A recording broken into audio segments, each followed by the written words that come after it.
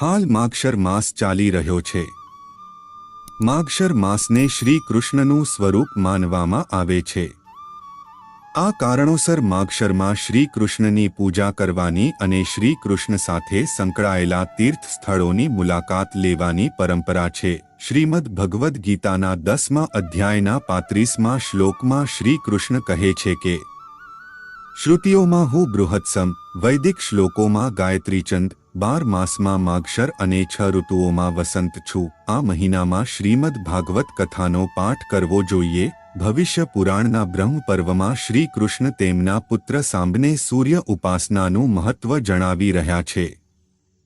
શ્રી કૃષ્ણ કહે છે કે સૂર્ય એકમાત્ર દૃશ્યમાન દેવ છે। જે વ્યક્તિ ભક્તિભાવથી સૂર્યની પૂજા કરે છે તેની તમામ મનોકામનાઓ પૂર્ણ થાય છે। સૂર્યની ઉપાસનાના પ્રભાવથી જ મને દિવ્ય જ્ઞાન પ્રાપ્ત થયું છે। આ શ્રી કૃષ્ણનો પ્રિય મહિનો છે। ઉપવાસ કરવાથી, પૂજા કરવાથી, તીર્થસ્થાનોની મુલાકાત લેવાથી અને નદી સ્નાન કરવાથી શ્રી કૃષ્ણની કૃપાથી ભક્તોની તમામ મનોકામનાઓ પૂર્ણ થઈ શકે છે। આ દિવસો દરમિયાન ભગવાનના બાળ સ્વરૂપ એટલે કે બાળ ગોપાલની દરરોજ યોગ્ય વિધિ સાથે પૂજા કરવી જોઈએ। બાળ ગોપાલને તુલસીની સાથે માખણ અને મિશ્રી ચઢાવવી જોઈએ। જાણો બાલ ગોપાલની સરળ પૂજા પદ્ધતિ। બાલ ગોપાલની પૂજા માટે જરૂરી વસ્તુઓ: ભગવાનની મૂર્તિ, તાંબાનો વાસણ, દૂધ, કપડાં, ઘરેણાં, ચોખા, કુમકુમ, દીવો, તેલ, કપાસ, ધૂપ, પુષ્પો, અષ્ટગંધા, તુલસી, પવિત્ર દોરો, ફળો, મીઠાઈઓ, નારિયેળ, પંચામૃત, ડ્રાય ફ્રૂટ્સ, માખણ, મિશ્રી, પાન, દક્ષિણા। આ રીતે તમે શ્રી કૃષ્ણની પૂજા કરી શકો છો।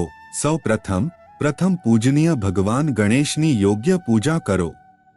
ગણેશ મૂર્તિને જળ અર્પણ કરો। વસ્ત્ર, ચંદન, દુર્વા, માળા અને ફૂલ અર્પણ કરો। ભોજન ઓફર કરો। ધૂપદીપ પ્રગટાવો અને આરતી કરો। બાળ ગોપાલને સુગંધિત ફૂલોવાળા પાણીથી સ્નાન કરાવો અને દૂધનો અભિષેક કરો। ભગવાનને ચોખા, કુમકુમ, માળા, ફૂલ, અષ્ટગંધ, પવિત્ર દોરો, ફળ, મીઠાઈ, નારિયેળ, સૂકો મેવો, પાન અને દક્ષિણા અર્પણ કરો। બાળ ગોપાલને પંચામૃત અર્પણ કરો। પંચામૃત દૂધ, દહીં, ઘી, મધ અને ખાંડ મિક્સ કરીને બનાવવામાં આવે છે।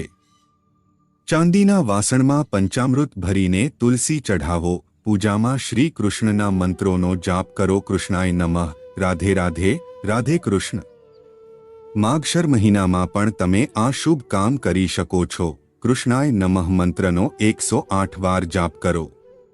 તમે ઓમ નમો ભગવતે ગોવિંદાય, ઓમ નમો ભગવતે નંદપુત્રાય અથવા ઓમ કૃષ્ણાય ગોવિંદાય નમો નમઃ મંત્રોનો જાપ પણ કરી શકો છો। આરતી કરો।